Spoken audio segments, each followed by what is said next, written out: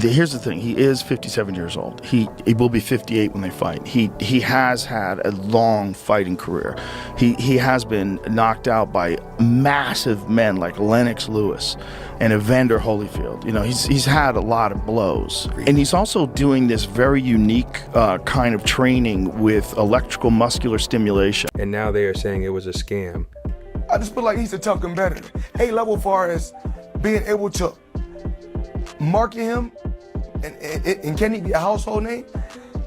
Probably in due time, but right now, he's a B-level fighter. Probably a B-.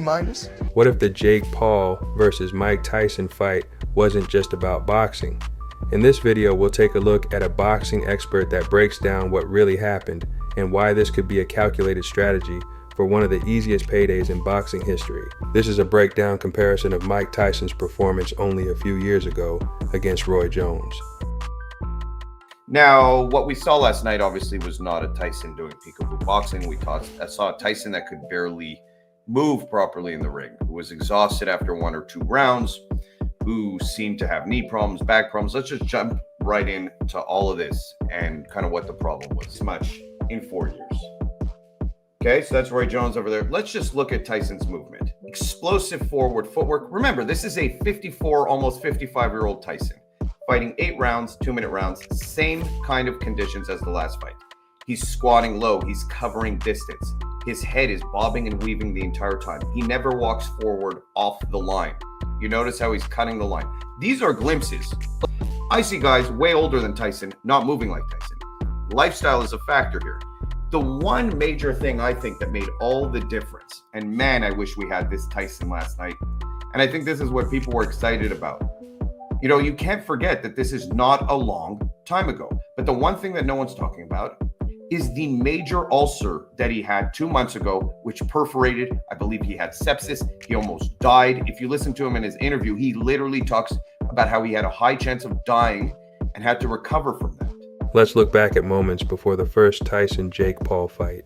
Mike Tyson's name trending on your timeline right now. According to a report by In Touch Weekly, the boxer suffered from a medical emergency during an American Airlines flight Sunday. Tyson's reps say he became nauseous and dizzy due to an ulcer flare-up 30 minutes before landing. They say he's doing great now and was appreciative of the medical staff that was there to help him when he landed. This all comes as Tyson gets ready to face off against Jake Paul. This raises the question about Tyson's health going into the fight.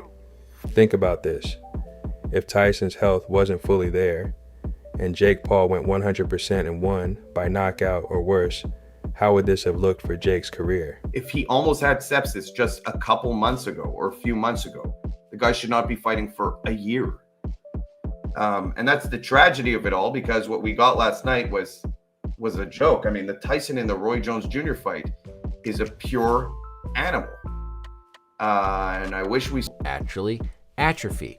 Our brain volume will go down as the cells in our brain atrophy. It's a part of normal aging that happens to everybody at a different time point. In particular, changes that take place in the cerebellum. So the cerebellum is one of the structures within our brain, sits at the lower portion right here. There's gonna be part on the left side, part on the right side, and our cerebellum is very important with coordination, with fine motor control. It's our ability to have good hand-eye coordination, to be able to manipulate proprioception where our arms and limbs are in space. And so a boxer needs to have very good fine motor control to have that ability to understand where his punches are going, to be able to react quickly and have that coordination.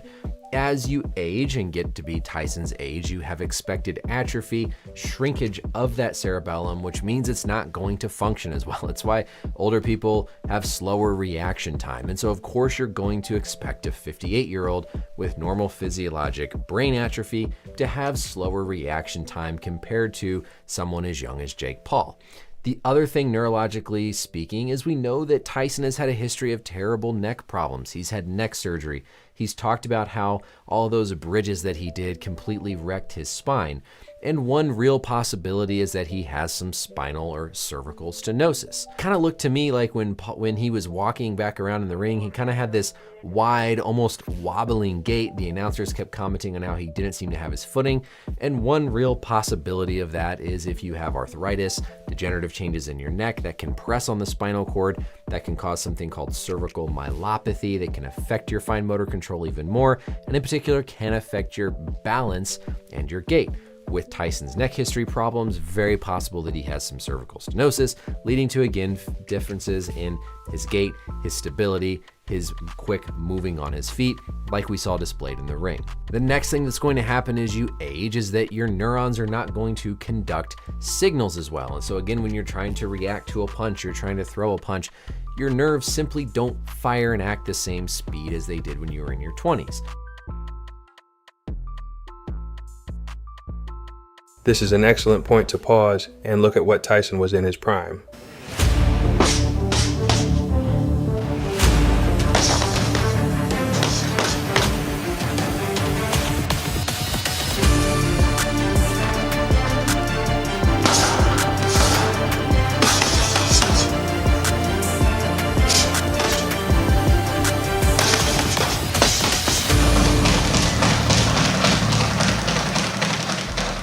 More than just a fight? Could this have been something else altogether? What if, behind the scenes, Tyson and Paul agreed to turn this into a live sparring session rather than a full-on boxing match? A sparring session would explain the moments where Jake pulls back, the lack of knockout blows, and Tyson's apparent struggle. Maybe the fight wasn't about winning, it was about creating a spectacle. What if the real story isn't about Jake Paul's rise as a boxer, but about two fighters orchestrating a fight for the cameras? A carefully planned event designed to bring in the views and the cash. The more you watch, the more you might start to question what you really saw in that ring. So as you keep an eye on the highlights, look closely. Does it seem like Paul is taking it easy on Tyson? Is Tyson's performance a sign of age?